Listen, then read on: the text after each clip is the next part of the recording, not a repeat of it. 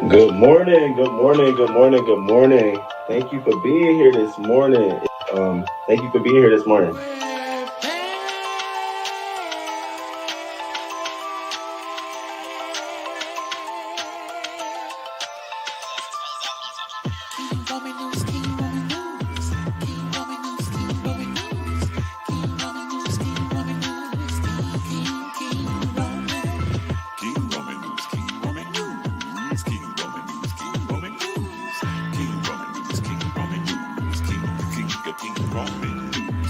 Let's go, let's go.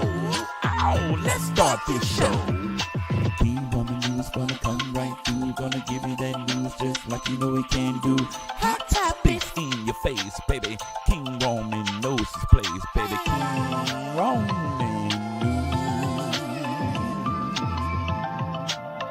Good morning, good morning, good morning, good morning. 6:30 a.m. Eastern time, baby. He's gonna come right on time with the news just for you. Celebrity news, politics, and local news just for you. King Roman news. Monday, Wednesday, Friday. Monday, Wednesday,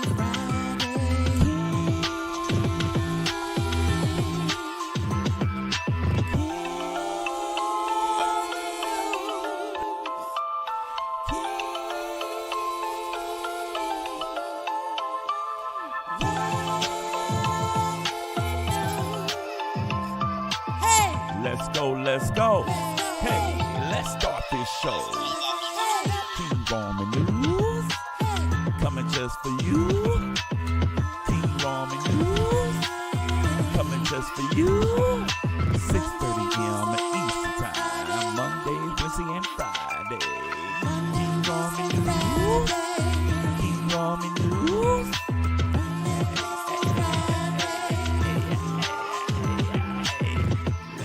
Let's go. Let's start this show. Let's go, let's go.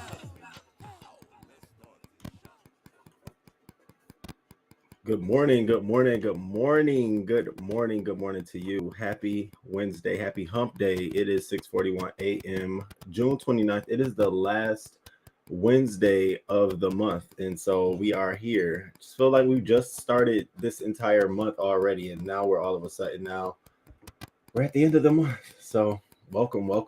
Good morning to you all. Thank you for being here. Naries, good morning. Good morning. Good morning. T. Trisha, good morning to you. Cheryl Burnett, good morning.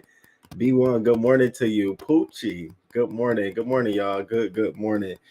And thank you for being here this morning. I got a lot of things to cover. I put the stories and the topics and all that good stuff. It's in the description box. Thank you all for coming back. Got my dog sitting right here. I've been taking him to daycare. And so yesterday on Monday, the lady called me and she was like, "Sir, I need you to, next time you drop him off, I need you to stay for a little bit before you leave." So I did that yesterday. So I dropped him off and I stayed. And do you know, she wanted me to watch the camera to see what my dog does when I drop him off.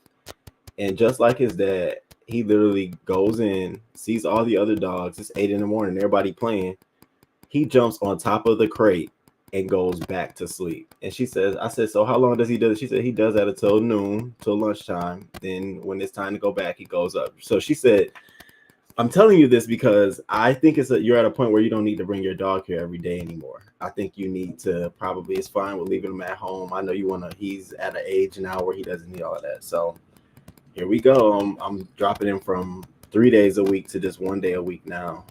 But I had to let her know that I like my dog, but I don't play dog all day long. So I'm not going to be doing all of that stuff. So he might be popping back up here, but I feel like I was telling my friend, I was like, damn, I feel like he's like in dog year as a teenager now. Like he's in high school now. You don't have to do all the doggy shit no more. So he's gonna be around. Brick Girl, good morning to you. Good morning. What up, AJ? What up? Hey, Hot Spicy Tea. Hot Spicy Tea. Thank you all for being here. We're in Bro Show. She didn't make it in yet. Okay. Just letting people come in the room. And then we're looking forward to this weekend. This weekend, I'm supposed to be going back home for the 4th, the holiday. Spend some time with the family. Spend some time with my TT. And my TT, it's so difficult for me to go back right now. because she's in such a state of mothering. She recently just sent me a whole box of Bath and Body Works stuff. She got hooked on the store, and so I guess she goes in and she don't spend $100. She spends like $300-$400. I'm like, on what? She sent me a box of all of these wallflowers and shit. My whole house smelled like a tropical floor. I woke up this morning like, damn, it smelled good in here. From one room to the other room, every room smelled different. So I'm going home. I know she got mad shit for me. But one thing, and it's been my biggest thing, is I need to get a new car. And that was going to be a thing I did at the beginning of the year. But I've just been so in a state of I don't pay a car note. My car insurance is cheap. I don't want to have to deal with it. But this weekend I was out with some friends, and it was the most embarrassing thing, y'all. I was out with some friends, and we was out. And where we were, there was no music playing. So I was the one, I said, let me play some music out of my car. But I left my car on battery. And I was playing music for, it had to be like 3 hours. So later that day, my car wouldn't start. And I'm thinking like, oh, maybe it's just a battery. So I go get a new battery and do everything. And then yesterday, I'm out at a store, y'all. And I'm trying to get into my car. My car doesn't, the electricity or whatever's going on with the car, nothing works. I couldn't unlock the doors. I couldn't do nothing. I'm standing there embarrassed as fuck. Like, oh my God. So I called AAA, finally come. He tells me it's something wrong with your alternator. I said, my alternator? So I tell my TT, I call her last night. She's all in a panic and despair. Oh my God, you can't be down there without a car. You're coming this weekend, hell or high water. You're leaving with a new car. And I'm like, I hate when she's involved in my financial decisions, because it's not just that moment, it's forever. So it'll just be the car. Then it'll be the car insurance, and it'll be what's your monthly note. You better not drive too fast. If I get it registered there and tickets go there. So it's just like I'm dealing with whether I want her to be involved. And when I say involved, meaning her to be a part of purchasing me a new car. So I don't know. That's something I'm looking forward to this weekend and week. And then my job, everybody's quitting. Everybody's resigning. We went from 22 to 7 people on the team. And it's just crazy because the people that are left, we all hate each other. The ones that are still, we all look at each other like, I gotta talk to this bitch. I gotta talk to him, and I know I'm a bitch. I tell people I know I'm a bitch at work. It's only because you don't know who I am, so you're not gonna approach me on no bullshit. So, but that's a little bit what's going on with me in my world. Nate, what's going on? I love BBW. The teak. Oh my God, the teakwood fragrance. I got these she got me like a hella ton of these and these body wash spray hand sanitizer things. First I thought it was a body spray, so I had pulled it out. I'm spraying it on myself. I'm like, damn, that shit burnt. It burnt a little bit. I had to look at the bottle. I'm like, she done sent me spray hand sanitizer. I'm like, okay, so I got a whole bunch of shit, some lotions. I mean, shit, you can't use it every day, but that's my TC. That's what she does. How does doggy daycare work? Is that like the child daycare? Do you get charged for a late fee? It works just like a human's doggy daycare. When I tell you that you have to pick your dog up an hour before they close. They close at 8. If you're not there by 7, that's considered boarding. You can't come. You're going to be charged for another night of boarding. I've had to call them several times. You know, I live around the corner. I'm coming. Oh, you're fine. But this is for everybody else. If your dog like has a behavior issue, gets into it with another dog, they're calling you and they want you to look on the app at the camera to see what's going on. They record everything. I pay a monthly fee for unlimited days and unlimited boarding. And that's just because I'm young and I always like to do stuff on the whim of a dime. So I don't ever want to feel like, oh, I got to find out who's going to watch my dog. I can literally just call them at 2 a.m. and say, hey, I'm bringing Eli. And they'll be like, okay, cool. They'll have his food already because I order food and I send food there and I send food here. So it's been convenient for me. It's the only way I think I could have been able to have a dog, because I would have been lost my mind with Eli. We need that separation. Hey, Mimi. Good morning, Mimi. Your auntie is like my little brother and big sister. They help me a lot because I am haunted and require someone to say pause. Yeah, TT always like, no, hold up, swole up from the flow up. Hold up. All right, y'all. We 10 minutes in, so let's get into the show. I have a lot of crazy things to talk about today, a whole full show. But as I was looking over my agenda for today's local news show, I think there's one recurring theme here, and it's we always deal with mental health and we pair it with men.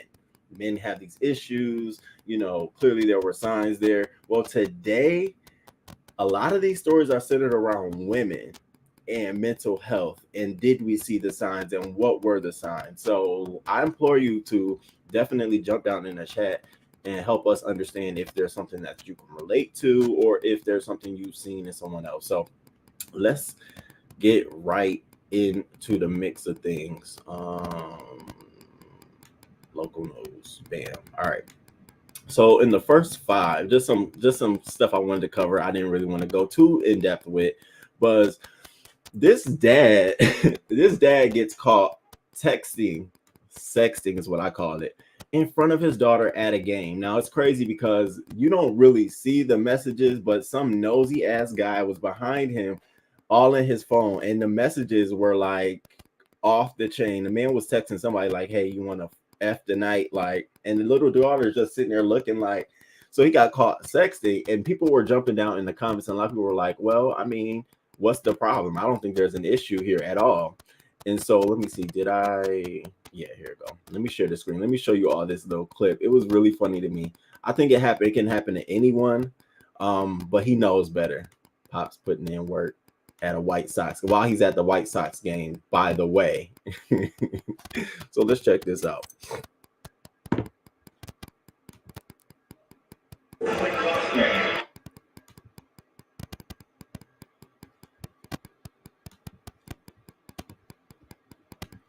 Okay. Check this little freako out.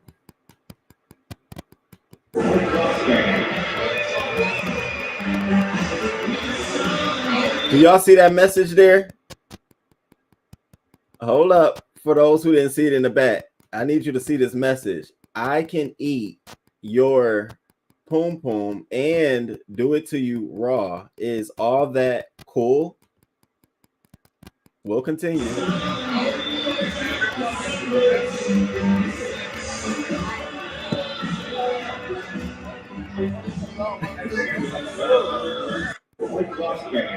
So this man got blasted all online. Poor man. I mean, some people were like, so what? It's a man. He's a grown man. In more of the message, if you slowed it down and read it, he's offering the woman a $30 gift card. Okay. I said, who's giving gift cards out? He's offering her a $30 gift card, and he's trying to set it up for later that evening. Play with the daughter in the daytime, take care of your business at night. So I thought that was funny. Something else that was very, very funny was, and we've been seeing a lot of these, is airdropping. So there's this viral TikTok detail. A man allegedly airdropping a photo of his penis to other passengers on the plane, including a minor who was smart enough to decline the picture. Now, the picture was of this man getting head from some woman. Now, when you see this man, you're going to be like, first of all, it ain't even about the picture, nigga. You too old and nasty to be airdropping some shit like that. And who, she got to be paid for hire. Who in their right mind doing this with you, sir? I'm trying to figure out. So get into this. And this woman just gonna put the man. Meet Larry, who just airdropped a whole flight photos of his pee-pee. Thankfully, I accepted it, saw who was sending it, and immediately started speaking up. Stay tuned for the police escort.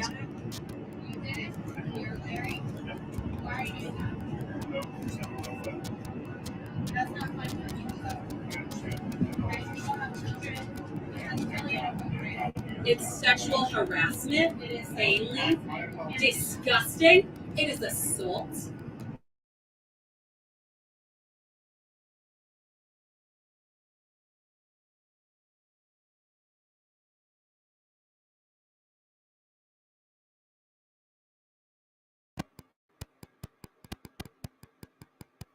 Meet Larry, who just airdropped a whole flight photos of his pee-pee. Thankfully, I accepted it, saw who was sending it, and immediately started speaking up. Stay tuned for the police escort.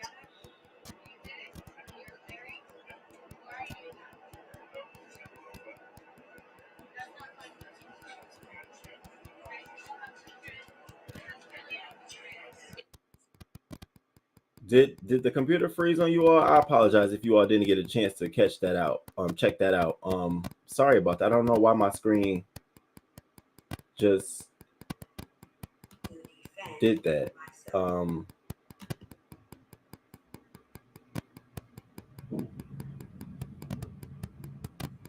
Okay.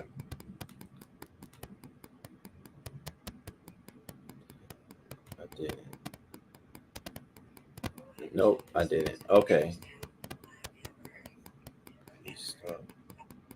All right, sorry you all for that. I'm just having a little bit of technical difficulties. My whole computer basically just went black and then just came back on. Sorry about that.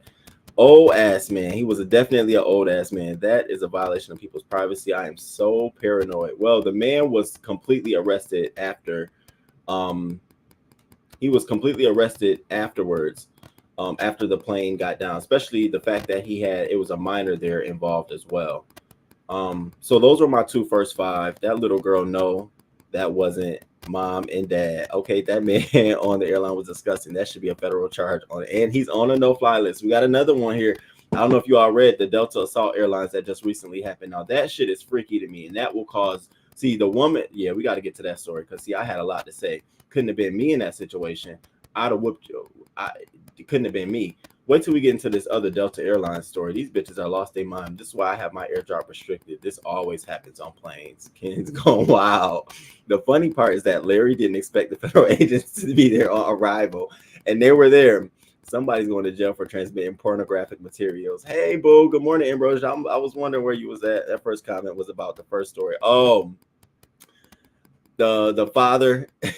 That is a violation of people's privacy. I am so paranoid that I don't text if anyone's near me. I have seen people being nosy and trying to watch other people's phone screen. They definitely do that on the bus and in the stores. I've been caught doing that myself. I'm not even gonna lie to people, and I definitely be like, "Damn, you texted all of that." I have been caught in that. And thank you. Oh, thank you. I definitely have been caught in that.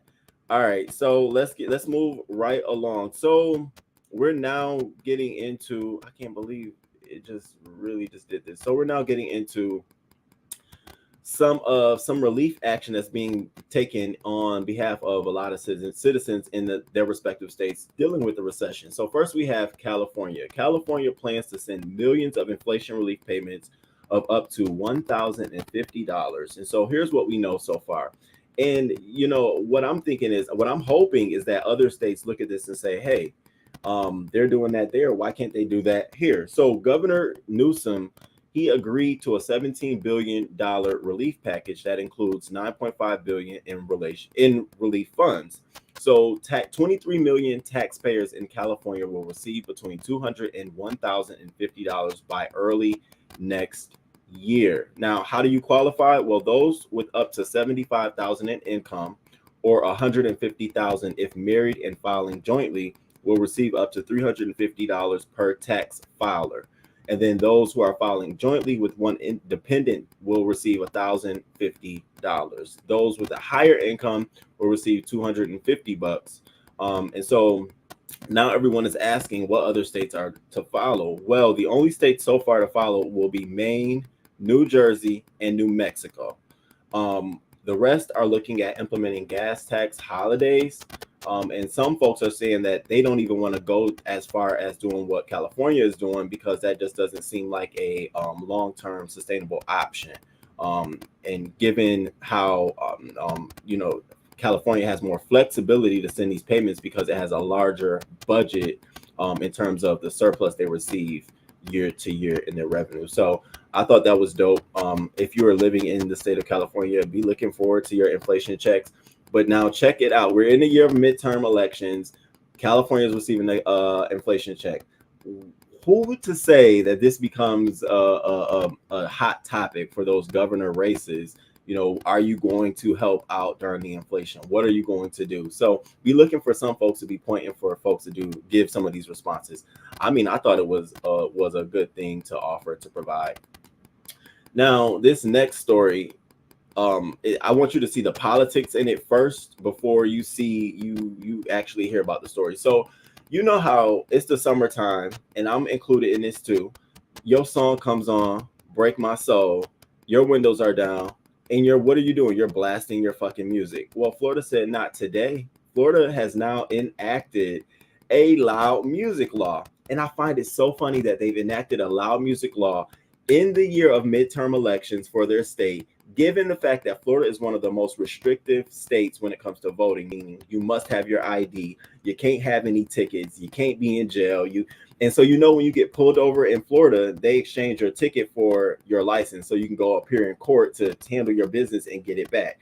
That was some shit I never heard of until I went down south and got myself caught up in some shit.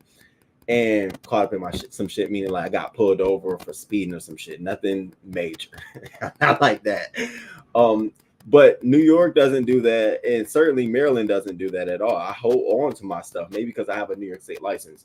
Well, this Florida ban is, I say, another way that they're going to hold Black people and people of color in a year of election. So what they're saying is, if you like blasting your car stereo, you're going to want to make sure it isn't too loud from now on. Their law is going into effect July 1. And if your music can be heard more than 25 feet away from your vehicle, you will get a ticket. And so they're saying 25 feet is about the length of 5 park benches or almost 2 car lengths. Now, law enforcement officers will be able to use their speed gun to determine the distance out in the field, and they'll also be able to use body cam footage as proof. So they're saying they're going to be a little bit lenient. They're going to be trying to go after people, but they say they will be checking this. You'll get a fine for $114. Now, if you do it in front of a church or a school or a hospital, you could be slapped with a misdemeanor for disturbing the peace or disorderly conduct charge. Now, this law was a similar law like this was on the books back in 2012, but it was deemed unconstitutional because it didn't allow for businesses or political purposes to be under that law as well. Well, now this new statute applies to anyone. If you're a business, if you're doing it for political purposes or just riding around in your car, no loud music. And I said, oh, baby, they about to get some people. Now, remember when we last week in local news, we talked about the guy in Sanford, Florida, who was riding through the community. I'm not saying he was playing loud music, but he could have been playing loud music. That now becomes, I can call the police for you for this substance. Now, and my thing is always, there's noise ordinances on the city level. Why does the state need to override and then come in and say, no, everywhere across the state, this is how we want to run it? You know why? You already know why. This is more political than it is morally right or anything like that. What if there's a block party and we all have agreed? I know you can get a park permit, but what if we all come together as a community and say, hey, we want this? You're now encroaching on our spaces, our culture, our way to live. There are Black neighborhoods where it's okay for you to play music however you want to. There are white neighborhoods where they just be outside, all chilling outside, camp communities, mobile homes where they play their music loud. So now all of these folks have to be disenfranchised because you want to target a certain demographic of folks. I see the play. I see it all fucking day. A child that will not pay rent on a shackle in East LA. That's crazy. Somebody's going to jail for transmitting pornographic material. Scrolling and trolling. Good morning. Morning, Shantae. Good morning. Hey, V. Lenore. Good morning. It's good to see you. Newsom better cough up money because his state has lost a ton of jobs. That inflation check doesn't help. We can't be printing out money. A loud music law from Florida. Yeah, sounds about right. Right. Okay, right. You get it. Hence why I don't do Miami. It's nice, but people say no. Okay. More ways to get money out of people. Yep. So now you'll have shot by loud music. Crazy. Isn't that something? I said, oh, wow. So you can't even be outside. Like I just was saying, this past weekend, I was out at the park playing my music outside of my car just because we wanted to. What do you mean I have to now get clearance? Like I have to, it's a lot going on. Hey, Bubbles with the eyes. You should only lose your voting rights if you are a convicted criminal of a serious crime. Oh, okay. That's what it was. Bubbles always come in here and the first thing she says is something about V. Lenore, her live. It's okay, Bubbles, you missed V. Lenore live. I'm sure you can catch it on the replay. If is there anything else you want to ask, I'm gonna give you the time and the floor now so we can do this V. Lenore conversation. But you could drop that under her video. I just don't like the fact that I don't want you coming in here every day because this is the second day you've shifted the conversation to something else. We don't do that over here. So if you missed her live, you can always go catch it on the replay, okay? Don't get blocked. And then we'll move forward from there. Moving right along. The next thing was so the Florida ban. So you got a loud music in Florida ban. We'll see if there will be another ban going around the states for Florida for loud music.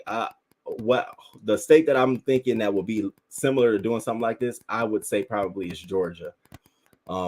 Moving along. Now, I know you all have seen this lately that contraceptives are being rationed now all of a sudden. All of a sudden they're rationing contraceptives in both CVS and Rite Aid. And I'm like, okay, we knew this was going to happen. So let me get into this. So what they're saying is that based on the fallout from the Supreme Court's decision to overturn Roe versus Wade, CVS and Rite Aid are now moving to ration emergency contraception. And so what they're saying is both drugstores are currently limiting the purchases of Plan B morning after pill. So they're saying they have enough supply, but they want to ensure equitable access and consistent supply on store shelves. And so they're saying that if you want a plan, if you're coming to buy Plan B, more than likely you'll have to come inside. You can't purchase it online for one. They stopped selling them online. So most stores, Kroger, CVS, Walgreens, they don't sell them online. You can order it for pickup, but you must come inside the store. And I think that's where they're taking sort of not a registry, but it's like one, you can't buy more than one. You can only have one, and you can't come back like within a certain period of time. They said that there was a spike of 3,000% in sales of Plan B since Friday. 3,000. So most people are telling people, if you are in dire need and you need a Plan B pill, if they're sold out, there are websites that you can go to get them, that they keep them alive still as well. One of the websites is called Aid Access, and the other website is called Forward Midwifery, and they both offer a service called Advanced Provision, and they'll prescribe pills in case they're ever needed, meaning you can purchase them regardless of whether you're pregnant or not. So this article also talks about, it might behoove you to stock up on Plan B pills when you are able to get them, but that's up to you all to do. I certainly don't think it's based on your lifestyle, but I certainly don't think you should stockpile on Plan B contraceptives, only because you could be taking a pill away from somebody who actually needs it. But these two websites, I did go to the website Aid Access just to see what do they offer. They do offer you the option to buy a Plan B pill online, and it'll be delivered to you. So I don't know how they're regulating that. I don't know how they're doing that, but they are doing that. So my biggest thing here is, did they not think that the contraception in general was going to skyrocket out the roof? I mean, that's a clear indicator that Roe versus Wade is impacting the masses. Then I get to talking, and here comes the spams. I'll be having my eye on a lot of people and a lot of shit in my chat. I just don't ever say nothing about it. I was talking, relax. But you really do be like, okay, I see this now. I know that's right. Where is the NAACP for this Florida laws? Right where they always been. Texas might try the same law for me. That's the same thing I said. Texas is next. Yes, you should have seen all the people running to Sam's Club to buy Plan B in bulk.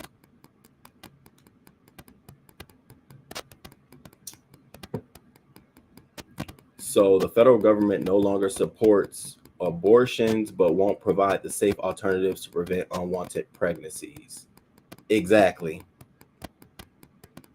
If you need to buy Plan B like that, you need your ass whooped for not taking your sexual health seriously. All contraceptive sales will go up, period. Ladies, be careful. Protect yourself at all times. It's crazy out here.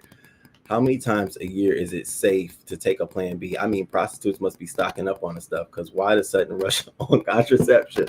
Well, no, I also think that some of the clinics, abortion clinics, Planned Parenthood, I think they're buying them in bulk from these stores as well, too. So I think that has something to do with it as well. It has to be a combination. The traffickers may be stocking up too. Yeah, it's a combination. It's a domino effect. I mean, they clearly should have known it was going to be a domino effect. In 2020, it was toilet paper. 2022, it was tampons. In late 2022, birth control and abortion pills. So, yeah. be very, very careful. Now, good morning, Queen Diva. Good morning, good morning, good morning. All right, now let's move on to the next thing. So I posted this on the community wall, and I'm very shocked that it happened because it goes against everything I said, but it's happening. So Britney Griner trial. So on Monday, the courts in Russia set the trial date for July 1 for Britney Griner, and what they're saying is that she could face up to 10 years in prison if convicted on charges of large-scale transportation of drugs. Fewer than 1% of defendants in Russian criminal cases are acquitted, and unlike in the U.S., acquittals can be overturned. So at Monday's closed-door hearing, the court in Moscow extended her for another 6 months to December 20th. They showed this picture of her in handcuffs and looking straight ahead. Unlike a previous court appearance where she kept her head down and covered with a hood, she declined to answer questions from reporters, either in English or from Russia. Now, the biggest thing in this whole entire story is that, of course, it's going to look like she's going to face charges. That's what I think. I think that she's going to face charges. I think the only thing we are sitting to wait on is what the amount of charges they're gonna face. Certainly, if their acquittal level is only 1% of the cases, but there's a small amount of hope, and that small amount of hope comes at the fact that there could potentially be a swap for Britney Griner and Paul Whelan. Now, Paul Whelan was an a convicted arms felon who was convicted of drug trafficking and conspiracy. He was selling weapons. He was convicted of selling weapons to Russia and living over here in the United States. And so they're saying that there could be a joint swap of Griner and Whelan for about what was being considered. However, it's being sidestepped by the fact that they're now announcing a date for the trial in question. So the U.S. What is this man's name? U.S. Commander, the U.S. State's Attorney, who's Secretary of State Anthony Blinken. He goes on to say, a general proposition is this: I've got no higher priority than making sure that Americans who are being illegally detained in one way or another around the world come home. However, I can't comment in any detail on what we're doing except to say that this is an absolute priority. So that lets me know that there's already discussions to move this beyond a trial and to a prisoner swap, a swap for a prisoner swap, simply because they're going. We have done the same thing, here in the States, in their eyes, to their political prisoners, to the folks that we've convicted on their own laws. And so in their eyes, they're going to follow their laws and their procedures. And so the only next layer and level of this is to move it to a political prison swap. And so the problem, though, that we're having is the United States don't want to do a political prisoner swap because they feel like it's not apples to apples. Britney Griner is there for a vape cartridge of THC, whereas Paul Whelan was selling arms and arms of weapons to Russia, stealing secrets, and convicted. So they're like, you want us to give you him for her. We don't think it's equitable. And so that's where we are at the table. And the United States don't want to come out and sit here and say, yeah, we're against it. They rather sit on the side of, well, we're just going to watch how this plays out. So it's going to be a slippery slope. Either way, the United States stands to lose some leverage here. It's almost inevitable. And given the fact that we're in this war with Ukraine, we have no ground to stand on. We literally don't have anything to stand on. We can't say we'll pull economic sanctions. Well, shit, we've already been there. We're not going to buy oil. We're already there. So it's leaving it really, really just wide open. Hey, Journey. Good morning. Good morning, Journey. Good morning. Punishing her for war. And that's all it is, Lena D. B1, I saw your comment too. Brittany was wrong. She went to a foreign country with illegal drugs. So a trade of one criminal for the other. Exactly what it is.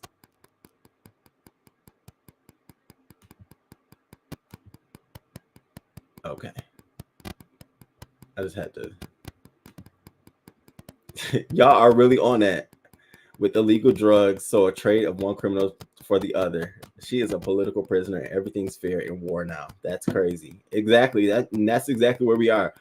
So, I'm sure the temperature of the nation, United States right now, the way we feel about Brittany Griner will begin to change, whether we empathize or whether we're just, it is what it is. It's what happens, or whether we double down and demand America to do something. I see a shift in how we feel about this situation changing, because there really aren't too many options that the Americans have except for giving them who they want, and it's this arms dealer. Um, Great, sorry, but I don't feel sorry for her. She rolled the dice and lost. Was she not aware of the political climate? Oh, I feel you. I mean, I understand. Hey, Lee, is me. Good morning to you. I am over this Britney story. If an entire team was being hostage like American Embassy in Iran in the 80s, I would care. But this, not the same. I understand. I get you. I will keep you all updated. Here's a picture of Brittany Griner, and everyone went crazy, like she looks crazy. And I said, if I'd have been in Russia, she looks way better than I would. I'm telling you now. Black eyes, I would have black eyes. I would probably be dry mouth. Her hair looks some way like somebody's, keeping it up. Mine would be all over the place. So, Brittany Griner, you're in our thoughts. You're in our prayers. We understand, from the outside looking in, but we'll never know what's going on the inside. So keep your head up, and I'll continue to update you all on this story. Now, I wanted to talk about this because I wanted you all to see the pivot that's going on here in what's going on in the midterm elections and everything coming out of the Supreme Court. So recently, the Supreme Court sided with a coach over prayers at the 50-yard line. Now, after this coach's high school football games, he would pray with his teammates. And so this case went all the way to the Supreme Court because he was fired from his job without pay. And I think this was more like 5 years ago. So Supreme Court ruled that no, that was wrong. He can do that with his teammates. And in doing so, it was sort of like an endorsement of religion and the ability of public employers to regulate speech in the workplace. The decision was in tension with decades of Supreme Court precedents that forbade pressuring students to participate in religious activities. And so he says for 8 years, he routinely offered prayers after games, with students often joining him. He also led and participated in prayers in the locker room, a practice he later abandoned and did not defend to the Supreme Court. Well, in 2015, a principal told him that he thought after an opposing coach told the principal at his school that he thought it was pretty cool that Mr. Kennedy was allowed to pray on the field, the school board instructed him not to pray, and if it interfered with his duties or involved students. They disagreed. His contract was not renewed. He didn't reapply for the position, and he went to court. So Justice Gorsuch, wrote that Mr. Kennedy had sought only to offer a brief, silent, and solitary prayer. Justice Sotomayor responded that the public nature of his prayers and his stature as a leader and role model meant that students felt forced to participate, whatever their religion and whether they wanted to or not. And so Justice Sotomayor gave a different account of the facts, taking into consideration a longer period of time. Kennedy consistently invited others to join his prayers and for years led student athletes in prayer. In an unusual move, the dissent included photographs showing Mr. Kennedy kneeling with prayers and others. And so now, after the SCOTUS has released their dissent and they've sided and they've reversed this decision, rejected that the view that the only acceptable government role models for students are those who eschew any visible religious expression. So now this ruling set out what came to be known as the lemon test, which required courts to consider whether the challenged government practice has a secular purpose, whether its primary effect is to advance or inhibit religion, and whether it fosters excessive government entanglement. And so that's what this focused on, whether or not this guy was being overreached, and in his position, his official capacity working in the school, was he in an overreach by allowing his students to pray, offering them to come in prayer with him. And the Supreme Court sided with him. Now, this is just a small idea into what's really, really going here in terms of the courts and the prayers. Now, I'm going to play this little video clip for you all so you can just take an idea of the overreach, because it steps into now separation of church and state, where for a long time, we've walked about, we separate the church from state. There's no praying in schools, no waving those religious flags. This group can't talk about this group. This teacher can't talk about, well, now you see the Supreme Court shifting a little bit. not just in this case, but in several other cases in this clip I'm going to show you, to the point where folks are now saying, where the Supreme Court in their dissent said something to the lines of, we need to get away from being abusive to religion and being more tolerating religion. And this opens the door up to a lot of stuff. First, it was Roe versus Wade. We had this case, and now you're going to see a whole bunch of others. So be prepared for in midterm elections in the upcoming season for the separation of church and state to really be something that a lot of people begin to talk about and really just begin to investigate whether or not there was an overreach, or if there's an opportunity to reverse something. Let me see, where is the, oh, here we go. Computer. I open it up like that though. Supreme Court decision on prayer at public schools, siding with a high school football coach, finding he had a constitutional right to pray with players and other students after games. Our senior national correspondent Terry Moran has the latest from the court. Good morning, Terry. Good morning, Michael. This is another major ruling from the court's emboldened conservative majority, and this time they're resetting that delicate balance between church and state. This morning, Coach Joe Kennedy says he is vindicated. I just wanted to coach football, and I wanted to be able to give thanks afterwards. Wasn't a big deal. The Supreme Court's conservative majority ruling 6-3 that the high school football coach has a constitutional right to pray on the job after games with players and other students right at the 50-yard line. Kennedy was suspended in 2015 by the school district in Bremerton, Washington, after they urged him to pray privately off-duty and away from games. The school district was concerned that a school official leading prayers on the job could be seen as a government endorsement of his religion. But the coach says his prayers were voluntary and protected by the Constitution. Nobody should be forced to pray. Nobody should have to hide their prayers. Everybody should be able to just, enjoy their freedoms as Americans. But some parents say their children were the ones whose freedoms were violated. They are being pressured into doing something that they don't fundamentally agree with. That's what the First Amendment protects us from. The Supreme Court disagreed. With Justice Neil Gorsuch writing for the majority, the Constitution and the best of our traditions counsel mutual respect and tolerance, not censorship and suppression of religious and non-religious views alike. Justice Sonia Sotomayor dissented with the court's other two liberals, warning that the court's ruling elevates the religious rights of a school official over those of his students. Coach Kennedy's case became a rallying cry for many on the religious right, but others see the case as blurring the line between church and state and say some students may pay the price. Religious freedom is the shield that protects the rights of all students to believe as they choose, until now. So what the court did here was shift the focus in these cases from concern about students who might feel they're coerced to pray when school officials do it to the religious liberty of those officials. And the court's not done with its work. They'll be issuing their final 4 cases, big cases on immigration and climate change by the end of the week. So this is an interesting thing to pay attention to. This is not going to be the last time we talk about it. It's certainly not going to be the first time we talk about it. And so now you have U.S. Supreme Court takes aim at separation of church and state. So I will stay tuned to how this goes down and the domino effect of it, because it's coming. And I seen a comment in the chat that said churches should be taxed and they need to tax churches. And I said that will probably be a domino effect, a slippery slope. We wouldn't be having this conversation if he was Muslim. Was this a public school? Okay. Brittany is not a political prisoner. She is an idiot who thought she's above the law in a foreign country. American cockness. Oh my God. Those far right centenarians are trying to reset the country to 1940. He looks like he sniffed jock straps. Y'all are not right. What happens if you're not a Christian and don't believe in God? Well, I mean, I think that was part of the reason why it was enacted in the first place, because a lot of people didn't believe in everyone's specific religion.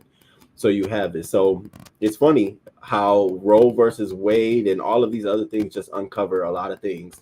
There was years and years of precedent where praying wasn't allowed. And now we have a SCOTUS coming out saying, well, now hold up. Let's revisit this as well. So when we talked about Clarence Thomas saying they wanted to revisit, the gay sex marriage gay marriage and contraceptives, now you understand it's not just those bills in particular, but it's looking at the overarching idea of the court's overreach and revisiting that. When you maybe feel pressured by believers, I told y'all that Negro justice woman wasn't for us. Here you go. Here you go. All right. Now let's get into, so that's all the politics, the local news, politics side of this. Let's get into some local news stuff. So the first set of crazy stories. So we have this man on the Delta Airlines who was sitting in between a young girl who is such a minor that her name isn't released, and she's called a MV, which is minor victim, and a woman who was knocked the fuck out. This bitch was back, knocked out. So the man sitting in the middle seat decides to ask, they come by and they say, do you want something to drink? He asks, he gets a white wine. Well, with the white wine, he takes an Ambien. Next thing you know, he starts coughing and sneezing on the little girl. And so she leans over like, what the fuck is going on? Mind you, her mom is sitting 2 seats in front of her, but in the aisle so she can look back at her daughter. So after he does that and she's like, he then puts his hand on her knee. He pulls his hand further up her knee, rubbing in between her legs, little girl. And the little girl is like, no, what's going on here? Before you know it, he's trying to penetrate her. So the woman then wakes up as the man moves his hand back. And she says, what were you doing? And she yells to the other girl, did he touch you? And the little girl says, yes, he did, and started crying. And her mom at this point looks back like, what's going on? And she yells to her mom, he touched me, he touched me. So the lady gets up instantly, puts him by the window and gets in the middle seat, and she's going off on him. The mom's trying to console the baby. This is what's happening on the plane. I'm in awe because ain't nobody slapped. He's not hurt yet. So they're asking what's going on, and this is the story he tells them. All I know is I got on the plane, I had a glass of wine, and I'm waking up to someone telling me to switch my seat. Let's get into this motherfucking story here. Let me where's the clip at? So shortly after the flight took off, he requested for a beverage. Oh, we went over all that. Okay, here. So shortly thereafter, a flight attendant reassigned seats to remove him from MV's presence. During the flight, he took an Ambien pill and had 1 glass of wine. He fell asleep, and next thing you know, they're asking him to switch seats. So he's been charged with committing a crime aboard an aircraft in flight and abusive sexual contact involving young children. Delta continues to cooperate with law enforcement in this matter. We have zero tolerance for this type of alleged behavior on our flights and at our airports, and the charged individual is no longer welcome to fly Delta. Now I forgot, the video clip was like 30 seconds because it's dealing with a minor. Not a lot of people wanted to have like a story, at least a video story. So now here's my thing. First fucking thing, I know I always assume that if you're flying with a minor, their ticket is with you. You can book them the seat next to you. I didn't know that those tickets would be automated different. Like, I'm sitting here thinking like, damn, she didn't choose a seat next to each other. Like, wow. Okay, that's fine. My second thing was, why was this fucking man, why was he even allowed to even be next to a minor child like this on a plane, even after he sneezed on this woman? So mind you, they say once he sneezed on this woman, an air attendant walked by to give this man a tissue, and the girl's sitting there looking frazzled. And I'm sitting there thinking like, okay, so she didn't move then, she didn't say nothing to her mother. The guy's still sitting there, and he's just literally still sitting there trying to figure out, you had to have some wherewithal. So he says he has no knowledge of what happened. Clearly the first sign of, let me just plead insanity. Let me just go, I don't know what happened. And then I shout out to the other woman who was like, no, what the fuck is going on? Now, mom, I get it. You probably are one of those women who don't want to cause a big scene. Pray to you. All power to you.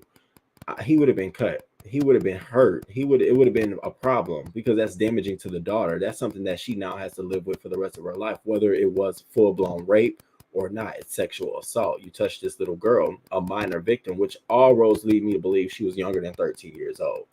And at that point, yeah, you need to go on a sex registry list as well as a no-fly list. And you need not to fly or be on a bus or any transportation next to anyone and taking a fucking Ambien. Like, what is wrong with you? That's totally unacceptable. This happened before with Ambien on the plane. Same exact thing. We're heading over to Washington this weekend to throw dildos at the Supreme Court. Oh my God. Dildos at the Supreme Court. This happened before with Ambien on a plane. Same exact thing. Might be a copycat. It might be. It might be. Good morning, Linda B. Thank you for coming through. I was 9 when public schools stopped prayer. My parents put in religious schools after that. There should be no religion in public schools, church and state separate for a reason. Ambien is strong. Nobody stomped him out. Nate, no other man, nobody else on a plane. I'd have been all behind the seat trying to choke him from behind this. Y'all got him? Y'all got him? Y'all got him? I'd have been trying to do something like what? I used to take Ambien. That ain't nothing to play with. I thought Ambien put you to sleep. He had a glass of wine with it too. The best sleep ever. Where do these people come from? That man should be banned from all airlines. Had me eat whole turkey out the refrigerator. Sure he don't. I would have been swirling on his ass. I'd have been jumped all across them seats, all the way to the motherfucking bag. You fucked up. It could be true. He probably was unaware. This happened to another guy on a plane, and I think he won his case. Oh, wow. Not cause a scene. Not, it would have been several charges upon landing for me because he wouldn't have made it. I definitely would have caused a scene. You crazy. You are crazy. So that's Delta Airlines. Now we got to get into this next one, this next crazy fucking story, y'all. This crazy story. And it's so sad. Let me see. Okay, you're done. You're done. You're done. Ooh. All right. So this next story comes from us from Atlanta. And it's all over too much mayo on a sandwich. Let's get into this. So Atlanta man opens fire on Subway employees over mayo dispute, leaving one dead. Let me tell y'all this before I play the clip. So this man is in Subway and apparently orders a sandwich and there's too much mayonnaise on the sandwich. And so I think once or twice they go back before, it's too much mayonnaise, take some mayonnaise off. It ain't too much mayonnaise, him and the employee of the store. This man pulls out a gun and not only shoots the woman who made a sandwich twice, but shoots a woman, the manager, behind him. Now let's get some details about who was in the store. So the two women that were in the store were sisters. They were just hired 3 weeks ago. And not only that, one of the sisters, she brought her 3-year-old son to work with her. I think he was 3. Yeah, 3-year-old son to work with her and had him hiding under the counter. She pushed him under the counter while this happened. The little boy had to watch his mom be shot. Now 26-year-old. Let's see, how old was the little boy? I'm trying to see how old. Now the man has been arrested. 36-year-old man. He has since been arrested, and his identity has yet to be revealed. But let me play this clip for you. He had the sisters had just started working only 3 weeks before the shooting, and that's what's so fucking crazy. Everybody want to get a job and get out here, and then all of a sudden now you want to shoot me over some fucking mayonnaise, too much mayonnaise. That's crazy. My response would have got me shot, bitch. If you don't get the fuck out of here, all the mayonnaise in the world at the grocery store, you in here asking me about mayonnaise, especially if it's close to my shift being off. If you don't go somewhere, sir, it's packets of mayonnaise out there on the counter. I don't have nothing else to tell you. So I know I'd have been right along with her. Shot up. Let's get into this. Subway restaurant that left one employee dead and another one injured. Good evening. Thank you so much for joining us tonight for Fox 5 News at 5. I'm Tom Haynes. I'm Courtney Bryant. Police say it all started over a dispute over a sandwich. Fox 5's Eric Perry followed this story all day in Southwest Atlanta. Eric, police say the two women who were shot are related. Yeah, that just kind of adds insult to injury over such a shocking crime that has left this city and the nation really talking about this. You can still see over my shoulder here a boarded up window where really when the gunfire erupted, we've learned from one of the store owners that the wounded employee is the sister of the woman killed. All of this happening in front of the woman's 5-year-old son. Ciao. This was a very tragic situation that did not have to occur. You know, that could have been my grandkid, you know, that lost their life over some mayo, and I do not understand. People like that we just don't need out in society. A 36-year-old man is behind bars after Atlanta police say he shot 2 female employees at a Subway restaurant, killing one all over a condiment at around 6:30 Sunday evening. The suspect came inside the restaurant, ordered a sandwich, and there was something wrong with the sandwich that made him so upset that he decided to take out his anger on 2 of the employees here. Man, this thing affected over 15 families, man. Just one shooting. There were plenty of emotions at the restaurant on Northside Drive Monday. It kind of escalated in the store, and he walked out the store and just started shooting back in the store, and that's where he hit my employees. Willie Glenn is one of the owners. He says the 2 women, one 26, the other 24, were sisters who had just started working at the restaurant 3 weeks ago. Third employee that returned fire from inside the store, and of course it didn't hit the guy, but you know, he put up a little fight as best he could. This all taking place in front of the worker's 5-year-old son who watched his mom get shot. The child was back at the scene with a relative Monday. His mom is in critical condition. I'm asking everybody, every organization to come together and work together to address this gun violence issue here in Atlanta. And back out here live, Atlanta police have praised the witness they say came forward to help make that arrest so quickly. Police have not released the name of that man that was the gunman in this incident. We've also not learned the name of the woman killed as well. We do know that second woman that was shot is in critical condition in the hospital. Of course, thoughts and prayers are with her. But if anyone knows any additional information about this shooting, of course, they're urging everyone to come forward, especially for that 5-year-old little boy who just went through such a traumatic incident yesterday. That's the latest here. I'm Eric Perry, Fox 5 News. All right, Perry. Talking about. That's right. You're all right, sir. Very sad story. I mean, to imagine having a dispute. First of all, having a dispute as a female employee in a store with a male customer already begs intensity, because given by nature, biological nature, we're just going to start from root 1, that man can overpower that woman. So for there to be some turmoil in the store, that meant that they had to literally be going at it for you to then feel like you needed to then go outside, because whatever they were saying and whatever the service that they had gave you at that time made you feel so bad either about yourself or your day, or it just that you had to come back with a gun because you wanted to leave a message like, you will not disrespect me. You will, if I say I want light mayo, I want light mayo. That's disturbing to know. That sounds like someone who can't control their temper, like someone who's used to and haven't learned how to deal with either rejection, being told no, being told a whole host of things. You never fucking know. And now the woman is killed in front of her child, at her job, in front of her sister. I mean, that is unfucking thought of. I have family who work at restaurants and shit like this, women.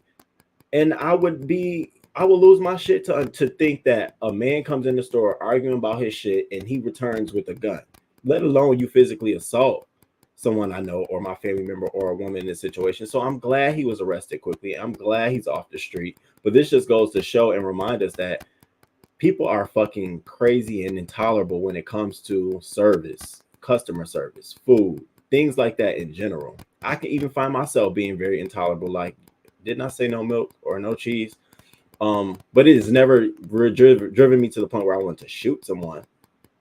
Self-control and anger management, it's running rampant in these fucking streets. There's no way, not over extra mayo. Too much Mayonnaise. I learned when taking Ambien, I had to clear my mind because whatever your last thought is, you will most likely act on it. How come we got to see Larry's face, but not this pervert? Well, he might win criminal, but civil, you got to pay. Okay, over mayonnaise. Yes. Sorry, I had to pop out for a minute. Over mayonnaise. This is why I avoid Northside Drive in Atlanta. It's gentrified, but still dangerous. This is so sad. Over a sandwich, y'all. A sandwich. My Lord, it's way too easy to lose your life in this world. Lord, Roman. The reviews on Google for that Subway are horrible. Really? So it's like a hole in the wall Subway. Let's talk about the fact that a 5-year-old had to go to work with their mother because she can't afford childcare. Well, that's a whole nother situation in itself. Like you got your child. I mean, you got your child at a restaurant job, at all jobs. Wow. And it must have been okay with the manager. They just got the job. Just got the job 3 weeks ago. Disgusting over fucking mayonnaise. So now no one is going to want to work at the store. Owner will need to close the business. Community won't have that store in the neighborhood. Same thing with Makita's cookies. The same thing. And then there goes the cycle all over again. Lord have mercy. In front of the child, no goddamn sympathy or tact. People need to see how much their actions affect others because they really, really do. They really do. Somebody said they always use too much mayo. Okay. I can't do this. You said in the reviews of the store, somebody said that they always use too much mayo. Okay, that's a lot. And not over a Subway sub, half of that meat and stuff is not even real. People wonder why so many foreigners own businesses in the Black community. The trauma alone. Foreigners or other non-white people. That's true, because I always say, why all these corner stores? Why I never see a Black corner store? Never. If you would like to donate, oh, thank you. Yeah, please, if you'd like to donate, Cash App, Super Chat, any of those great things. Thank you, Shantae. No matter how rude they were to him, he didn't need to kill them over a sandwich. No, he didn't. But you watched them make sandwiches. He didn't see her slop. That's where I'm at. I'm already over the counter. No, that's enough. Can you just take a little bit of onions off? All right, just 2 more pieces. That's it. Thank you. I'm always over that shit. You don't fuck up my food, and I gotta eat it, especially when I'm hungry. If I go to like a fast food restaurant, can I get a fresh burger off the grill? And they're like, what that mean? Like the one that's coming off the grill. Don't put it in no patty drawer, no warming drawer. I don't want one coming out of some loose water, waiting for it to go on the bun. I don't want that. I want it off the grill, no cheese. And they always do that. If it's a hole in the wall, that means it's been deemed that by public opinion. So we knew it wasn't the best. You know what the store gonna give. Don't go there. Point proven. That's so true. Don't take your ass there. That is so true. That is so true. And it's so sad.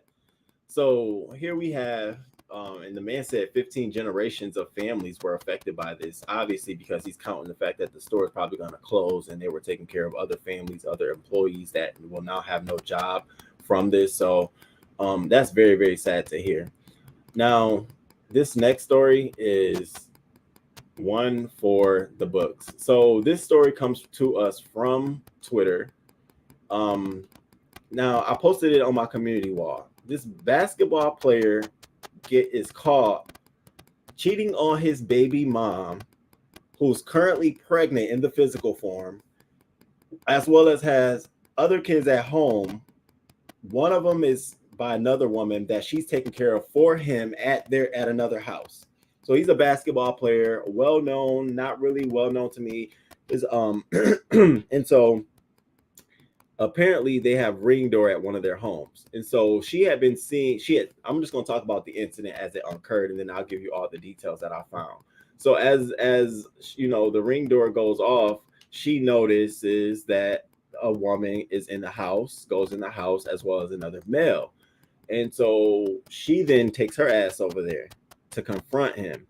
She has video footage of confronting him, going through the door. And so apparently in one of the videos I can't put up here, but we're going to go through some videos, is her catching him having sexual relations with a man and a woman, not just a threesome, because a lot of reports have been saying that this man is caught giving running a train on this woman. But what the video that she took down, because it's no longer on her TikTok and her Instagram is private now, is of him behind a male, allegedly. And so now she's out here leaking the story, telling her business. So I got the video of her catching him at the door. I had to edit it up because, of course, it has some nudity in it. And ain't nobody got time for that. I really don't got time for that. So let me show y'all this clip.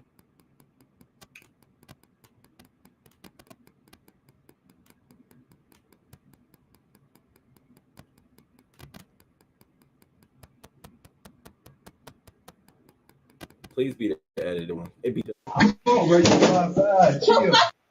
all right. So this is the clip where she is been in the house, all of this good stuff, and he's now putting her out. And there's two sides to the story, you all, because he has a response to this. So I had to go finding all of this shit out. But it happened yesterday.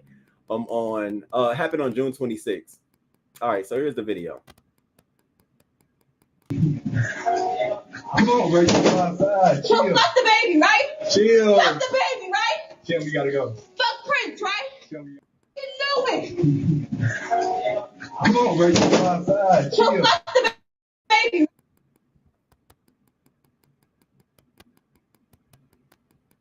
So, damn, how you move it?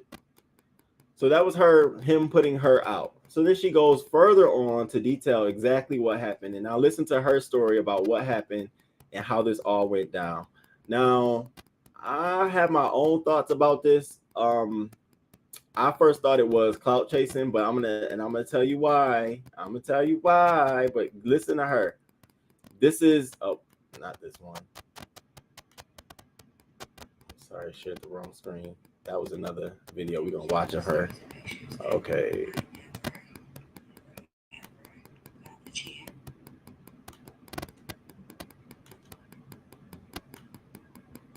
Okay.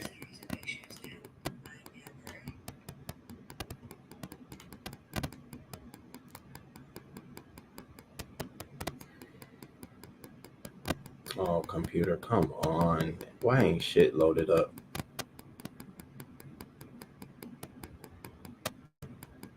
Sorry, y'all. This was already supposed to have been loaded up. All right. So here's more footage of from inside the house.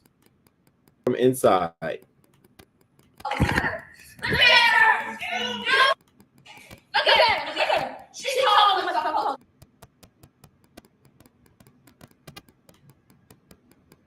She put the whole man information out here, everything.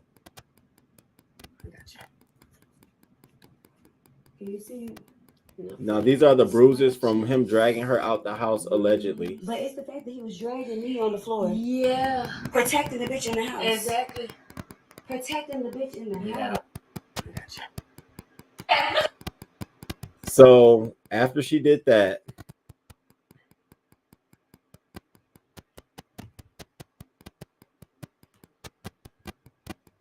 she goes on to detail.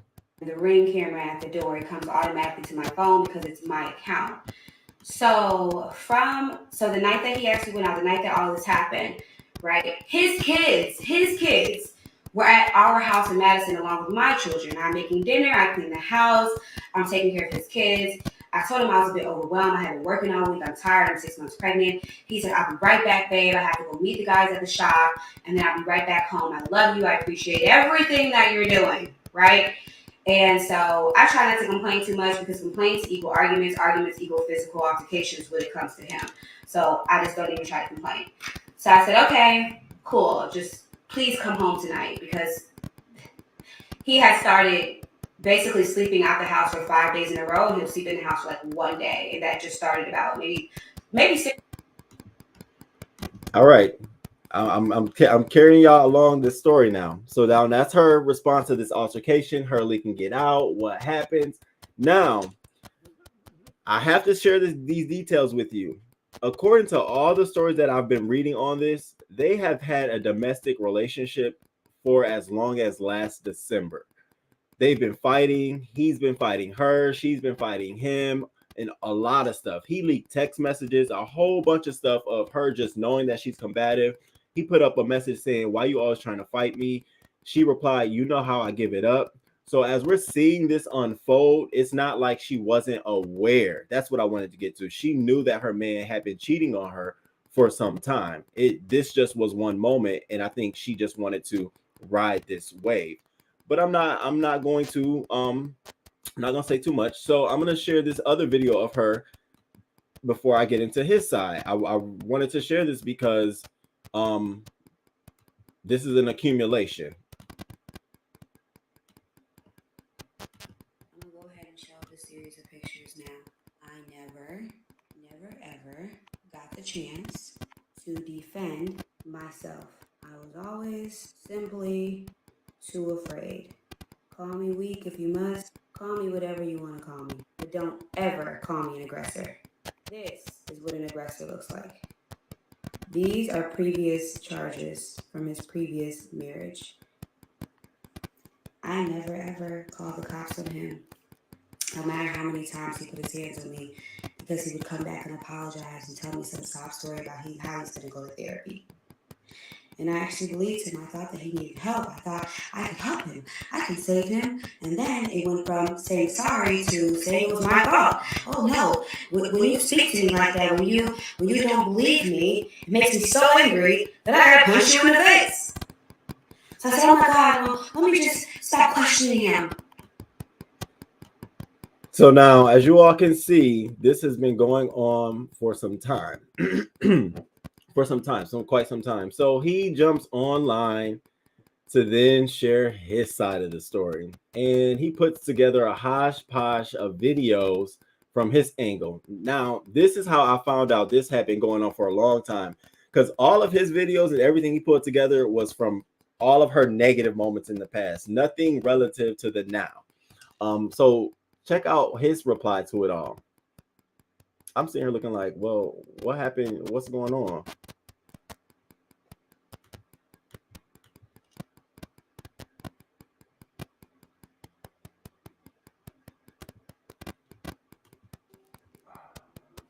So I can't break up with you. What you gonna do if I break up with you? Huh? You like the cops to act different when the camera come on. Ooh, she. Now, mind you, this is video he putting out showing that she is much as an aggressor as he is. And so he had, in his messages that he put out, he was saying, she's lying. I've been trying to break up with her. I'm not in a relationship with her. So her coming over to my house to see me doing something, whatever I'm doing, that's her fault. She knew we weren't in a relationship. And so this is his video of him basically proving that she already know what's up. Real police like, that shit bad. Hell no, you know how when you turn the camera out front of that cop, your ass might die. It's a safety at its finest. What?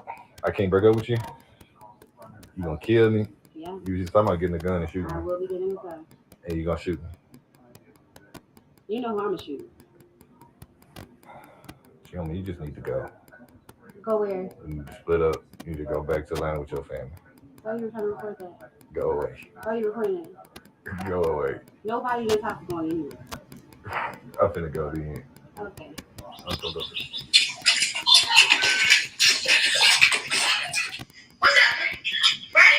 Now, before I finish this is a clip of another incident that they've had on the Ring door alarm at another home. So they got two homes. He has a home where she stays and another home where he's been living at.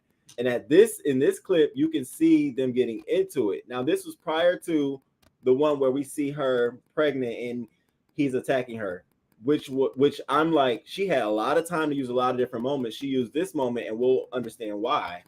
We had to get to the bottom of this, some meat and potatoes behind what was really going on with this story.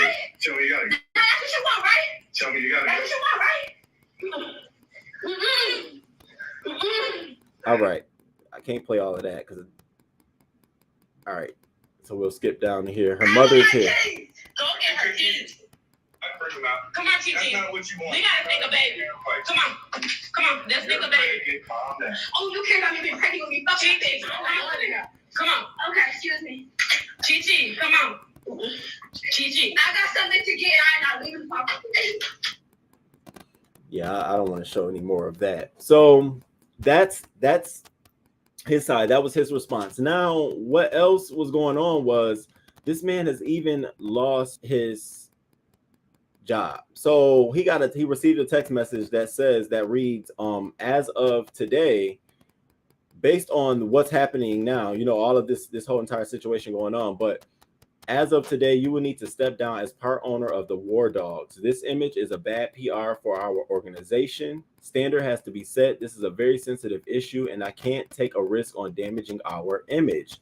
This is a business, not personal. At this moment, you will no longer be part owner for the War Dogs. And he replies, respectfully, Tim, that is not a choice you can just make. It's not like it was free. On top of that, wish you was more loyal. The truth will be out soon, my man. I broke up with her. She broke into my home and pulled a gun on me, shaking my head. Thought you was smarter than that, to at least get the facts before jumping the gun. And that's where I ended up realizing, okay, so it's a lot more pieces to this story. So it comes off more like it was a disgruntled baby mom, rightfully so, given how he's been treating her. However, it appears that he tried to separate from the relationship, and that was not on an amicable enough terms. There was no resolve. You trying to break up, and how do you get rid of someone who won't go or keep someone who won't stay? And that's the situation they found themselves in. I think it was in poor taste for her to put this out on TikTok. I think the whole focus about domestic violence awareness, I think that would have been great, but to actually put these clips out of you being in battle with him, and then more of the story comes out that you've been in battle with him for a long time.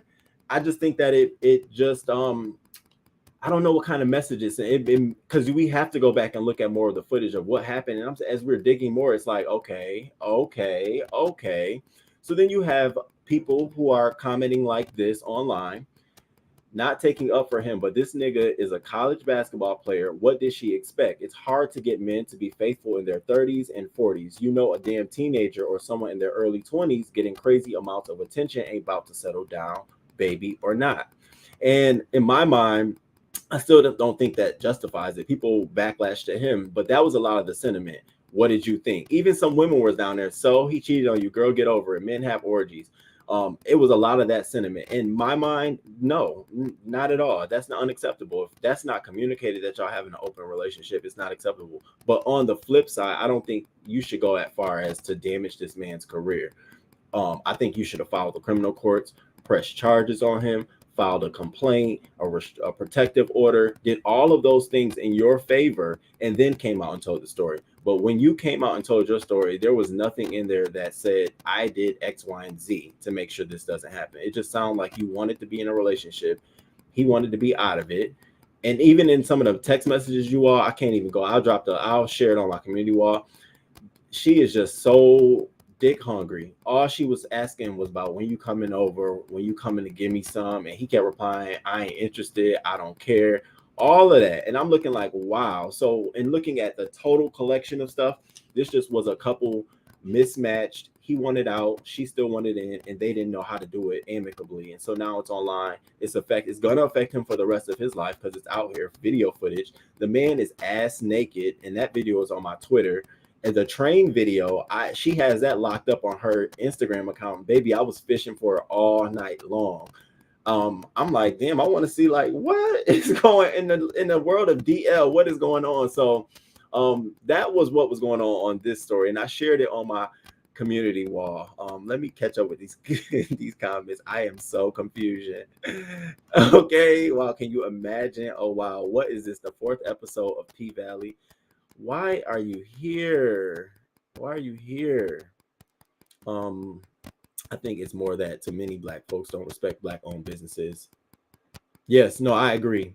You walk in with this air of, I'm Black, you're better than the store almost, because, you feel like you're equal to the store instead of looking at them like it's a business or organization. I actually watched a whole documentary on that. It was a low budget documentary, but it gave some really good insight into that. What is the purpose of outing the man? Bitch, get your uncles and brothers and beat his ass offline. She's embarrassed. Bam, Roe versus Wade got the brothers scared. Think about it. So it was another comment on there like, so she's mad because he, instead of him not trying to out here having other babies on the side, he do whatever. I said that is not a good that is not a good reply. Why are men like this? If you want to have the best of both worlds, meaning men and women, why not be straight up about it? If you can't, then you have no business intertwining with anyone. Period. Facts. Ladies, don't embarrass yourself. Just walk away. You don't have to do all of that. You don't. Oh no, you don't. That subway was definitely owned by East Indians who probably are very rude. Still no reason to kill someone. I would be too embarrassed to show all of that. I would too. He would come home one day and we and all me and the kids that would be gone, left no forwarding address. And I would never say a word to him about what I saw. Oh, this generation built different. Shame and embarrassment do not hit the same. It don't. She sounds like an idiot. I'm sorry. Okay, we get the story. These two ain't shit people. She got multiple baby daddies and he got multiple babies. She said his kids and my kids. Oh my God, save him. Hell, you can't even save yourself. My God. So he had charges from his prior relationship and she knew. She got it all on her TikTok page. She got all of it on her TikTok page. She pulled it all up trying to share the stories. I'm saying looking like, okay, honey, one time during a legal separation, this one chick thought I pulled up because I wanted the ex. No, I put up for the mortgage payment. That was 2 days late. Okay. Any man who spends a lot of time in jail ain't heterosexual. She knew what she was getting into. You come in the world alone. You go out alone. Best be to be with yourself in between. What? He's not even sleeping in the house. First flag. He wanted some tender. Yeah, he hadn't slept in the house for 5 days. 5 days? And you carry his child? Whoa, baby. Good morning, T. Trisha. Miss Toby. I just saw your comment too. She had charges and knew. Oh, child. You think she knew he liked men too and she tried to change him? I think she been knew and now she's trying to out him because in one of her videos, she's like, you know, and him, I come in the house and I see him having sex with a man and a woman. She was saying it like trying to slide it in there, and people started getting went in the comments like, wait, what? And then she put this video out, and now the video is nowhere to be found. I mean, normally you can find everything on Twitter. She looked like one of them women that would slap you in the back of the head and get knocked the fuck out. Child, please, this is too much. That's the worst kind. You hit me somebody in the back of the head. Those are the unexpected hits. Like, I ain't playing that shit. These young girls, a toxic relationship, very toxic. She needs to live for rent a whole bunch. My 78-year-old mama would whoop my tail if I was out here like that, embarrassing the family, embarrassing it. And oh, there you go, Neries. I was wondering if you had a child. It's giving love and hip hop audition. It sends the message that she isn't too smart. She's too invested. She doesn't love herself. First off, you can't make a man be faithful. Just leave. So who are these people, guys? What people, guys? She is an idiot. She made herself like a wild, unruly beast. Was the sex that good? Yes, that's what apparently, according to the text, she was just some ignorant random that went viral for their stupidity. The cheeks were cheeking though. Baby, let's not start. I just thought of something. I believe the Roe versus Wade decision will cause an influx of trade. Think about it. I've been thinking about it. If she releases the trade video, can she not be sued for revenge porn? I think she could, and I think that's why she got it down. Hey, Joy girl. Good morning. Good morning. How is he in college slinging needs seeds around town? It's hard enough in college without kids. Real talk. I would have went to my grave with that secret. My pride is way too strong for that public embarrassment. They be in here. Ever since I said bubbles go away, I done got these trolls in my chat. You are just funny. I should have been blocked your ass. I don't know why I didn't block. Don't come over here. I'm on the east side, bitch. They keep that shit on the west side. Hurt your fucking feelings. I hate trolls. And you know it's a content creator behind the account. And it's like, why bother me? Go somewhere else. There's so many other pages you can go to. So many other people. I don't talk about none of that shit you're talking. You come over for. Just flee, bitch. Go along. I'm not even saying just leave me alone. I'm just, bitch, go somewhere else. Find me on another chat and let's go toe to toe. But bitch, don't come over here with that dumb shit. The fuck wrong with you? Now I got all these trolls in my chat. You low budget hoe. doesn't make no sense. He's not with her, she's with him. That's the thing. There you go. She was trying to use sex to keep him. Period. You know, that's exactly what it was. Thank you for that reminder. I actually forgot to hit it. Oh yes, please hit the like button too, y'all. I appreciate it. So this is what happened with the basketball player that I posted on the wall. His name is Christopher Burge. So now that was one story. Now I have to talk about this next story. I shared this on my community wall. It's about the father who kicks his son out the house. Now I asked you all, was it right? Was it wrong? Do you think this is cause for it? So I'm going to share the clip. I have my own opinion about this, but I want you all to come to your own opinion after seeing this. Now, there's two sides to this story, and I don't think the son was a whole 100% right at all. Actually, I think there's fault on both sides in this incident, but let's get into this. Oh yes, it's here. This right here was like, okay, how timely in Pride Month, but it's something we talk about. The reason I get up every morning, I go to work, I pay my half the bills every month. I go half with you on the bills. Everything paid. What's the reason? Look at this. I come home and you packing my stuff for what? You going through my drawers? You in my room? What are you doing? You tell me why. What are you doing? What do you mean what I'm doing? What you mean? Why are you recording me? Because I want the people to see how I'm being treated. You're not telling me the reason. You're not telling me the reason though. You can't be really telling me. You can't be really telling me the reason though. Tell me the reason why you put me out. You keep saying the company I keep. Yeah. I got the same two friends I've been having. Yeah, but they're running through my house. You're coming in. What's the reason though? What's the? You don't care about it. Is it because I'm not a basketball player? Is it because I'm not a football player, Daddy? I didn't make you proud. Like, come on. Like, look at this. This is ridiculous. Look at this. Look how you treating me though. You're talking about under my roof. You're a disgrace to the family. You're disrespectful to me. What you mean? You're not what I've been raising. What I used to be raising. You're a whole nother person. What are you talking about? It's you don't have to touch my stuff. You don't have to touch my stuff. You ain't even telling me the reason though. I want you to be real. You say you're a man, be real and tell me why you put me out. I go half with you on the bills. I go half with you on the bills. What's the reason? I need you out of here. You're not telling me the reason. Get out of here, man. What's the reason though? Or is there a ride? Is there a lift? Is there a I'm not going nowhere till you tell me a valid reason why you put me out. I'm gonna make a call. You don't have to keep touching my stuff. You don't have to keep touching my stuff. Can you get those things out of here? Tell me the reason. Don't throw my stuff on the floor. Don't do that. Don't do that. Get out of here. Don't do that. Now you're doing too much. You're doing too much. You're not telling me the reason though. I'll get you out of here. You're gonna get if I have to leave, I need my half of the bill. If I have to leave, I need my half of the bill. You're not telling me nothing. Turn it off. You're not telling. You know why? Tell me the reason. Don't put that on. What's the reason? You're the reason. Half my stuff all over the floor. You ain't even like, what's the reason? Get this out of here. Get this out of here, man. You don't have to touch my stuff. You don't have to kick my stuff. You don't. I can get my own stuff. You don't have to do that. That's right, man. You're not telling me the reason though. What's the reason? I need you out of here.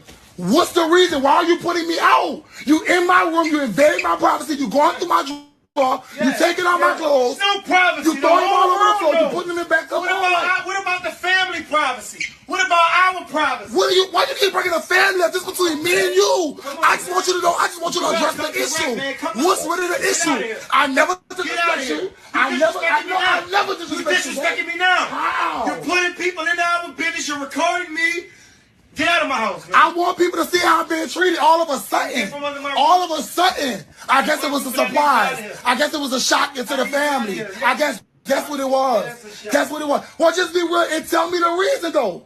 You're not telling me anything. You're not telling me nothing. You don't have to keep touching my stuff. Get out of here. I can get my own stuff. You don't have to touch my stuff. I need you out of here. Get your things out of here. Get your things out of here, man. You know what? I'm going to get somebody to come get me. I'm going to call me a lift or something. I got it. Don't touch my stuff. Let's go. Don't touch. This is ridiculous. I don't have to be treated like this. You know what? You're so stupid and close-minded. You're so stupid and close-minded. You're close-minded. You're close-minded. Like, this is dumb. You're stupid. I'm gone. Whoa, whoa, whoa, whoa, whoa. Now, I always am looking for moments to see interactions between fathers and openly gay sons, and I'm always trying to see like what's the breakdown in communication, or if it's good communication, what's the positive, what's the strength. And clearly here it is a huge breakdown in communication between them two. You can clearly tell. I know, baby. I know, baby. Just give me a minute. You can clearly tell that there's a breakdown in communication. Hold on, you all.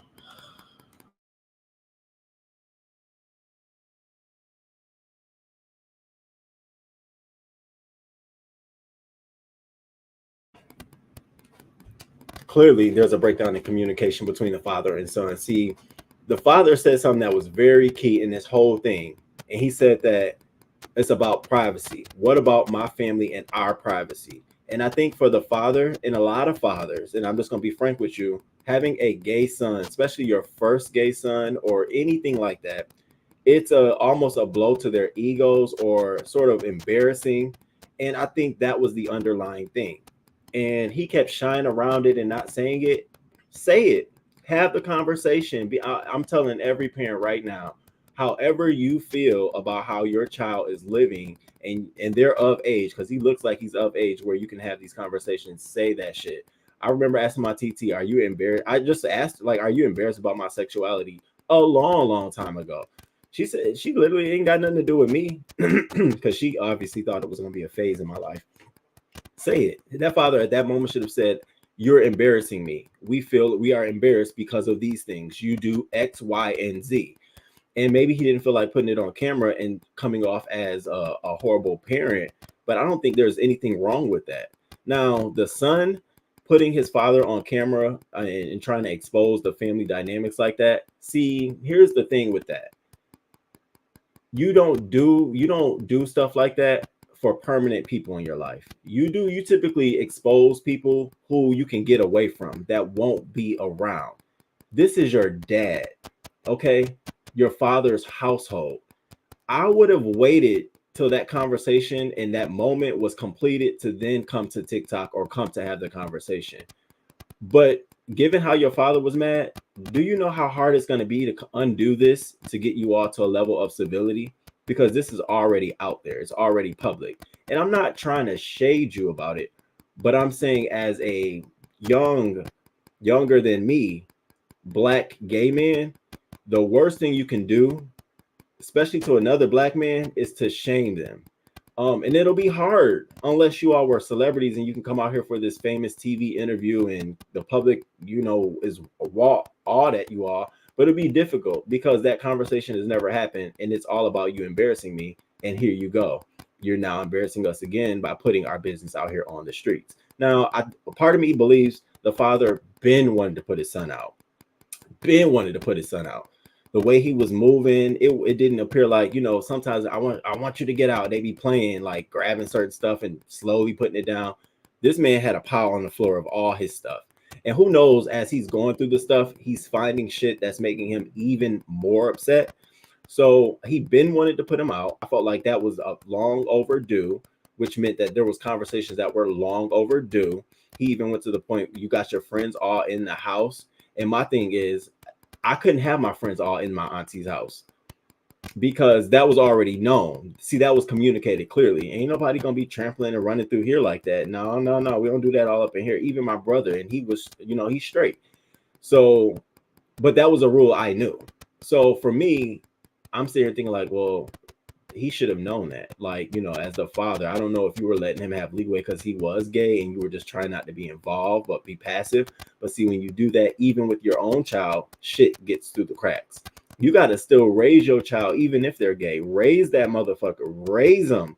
Tell them you ain't, because that can also lead to other lessons in their life. When they get at home, they ain't gonna be having folks running in and out because that lesson they got from their father, gay or straight. And that's why I always say the dad and the black gay child son breakdown is always about communication. It's always about, I'm afraid to touch this topic with you because I don't want to go there. I don't want to hurt your feelings. And then for the child is always, will be in the victim role because it's like, Why me? What? And it's all, when in a nutshell, just have the conversation, share and talk, cry, get it out. Father, what you don't like about what I'm doing. See it in myself to change it. But clearly those conversations weren't there. And I saw a lot of people saying, is it because of the makeup? Is it because of, how he dressed? Is it because he's gay? Are we gonna hide that? Are we gonna act like that's not a part of it? Absolutely it is. Why wouldn't it be? You know what I mean? Why would we not assume? Of course that's a part of it. And that's why I said there needs to be a conversation. And if his father at the end of the conversation still didn't like it, then that at that point, you as a child, as a man who wants to live his lifestyle, that's when you can get to the point. That's the moment we should have been seeing. Your father doesn't like it, and he explicitly told you this. So there's no need for you to get on camera, and there's no need for us to be talking exposing what? I've been told you this shit. That's how the father should have been on camera. Tell you what, you've been through this. You already know. But it's not when I'm looking at it from the point of, well, it sounds like there's a whole bunch of unspoken, you should have known. Why are you putting me out? Y'all, you don't know? Because I could see me. You don't just jump to that point. There's an escalation. So when I saw it, I instantly thought, dads. I know if you have a gay son, it's the hardest thing ever because you feel like, oh, I'm letting whatever person down in your life. You're not a man enough and whatever, blow to your ego. But I want you to know that it just isn't a blow to your ego. It's also a blow to the relationship that you could have with your son still. You got to want that. You can't just want the other side of it. You got to still want the relationship with your child and still treat them and respect them the same way. So when you are in moments like this, it's no sweat off your shoulder to respond the way you need to. And you could still have put him the fuck out. You know what I mean? But it's filled with a lot of malice, hate, vitriol. Like you all really don't like each other. And so I just feel like if they had some conversation, and I feel like it'll be difficult for them to come back to have a conversation. Like, how do you come back from this? What do we say? What do we talk about? How do we undo this? So, Father, yeah, I was really mad about that. You put me out the house. That man is still gonna be mad at the fact that this is all over YouTube, the internet. And don't think people don't recognize you and him. I mean, I just, for the life of me, was like, wow. I'm catching up to the comments now. Y'all are going crazy. Okay. Let's see. He's in college slinging it out. Yes. I'm ashamed at the bottom. He could, so he doesn't approve. Yeah, so he does not approve of his lifestyle. Is that what is going on? Clearly, as many as it takes to be able to be on your own. Good morning, Mr. Carruthers. Thank you for coming through. I appreciate it. Just a bit. We only see part of the story. I think because he's gay, he's making it about that. Good morning, Jay Parrish. Thank you for coming through. If the father was so against his son being homosexual, why didn't tell the man at 18 years old to get out there? He did. His daddy don't want to be so flamboyant. Period. And if we don't see that, we're gonna continue to sweep it under the rug. And those are the conversations I'm like, BET, you could be hosting on your fucking network to try to bridge a divide between gay communities, the Black gay communities, and Black families, instead of inflaming folks and being so polar opposite. You can host these conversations. There are probably very loving dad and gay Black sons relationships out here that can provide examples for folks, but because we don't see it so often, we get these moments and we just think, let's sweep it under the rug until it happens to us. So yeah, I absolutely think that's a part of it. That's what I'm gathering. He will feel so free when he is out of his parents' house, and it will improve his relationship with them when they don't see everything he does. And that's another part of it too. I think that's true. You know, I definitely would have moved out. He got a full fucking beard. I was looking at his beard like, I don't know if you've grown or not, but you definitely should be out that house. You got on lashes too, and it looked like you had on Milan lipstick. You know, the peach pink lipstick, the nude lipstick. You definitely need to be out, bro. Father definitely didn't handle it right. I think he would let his son stay if his son lived his way, but that is not possible. He don't want to see the homosexual friends all up and through his house, and neighbors see that. The daddy is embarrassed flat out. Nope. As long as his son isn't being disrespectful, my child will never have to leave my home, especially my colorful kid. My home is their safe haven. Where they are, always love. Oh, Kingsmina, that's so sweet. That is so sweet.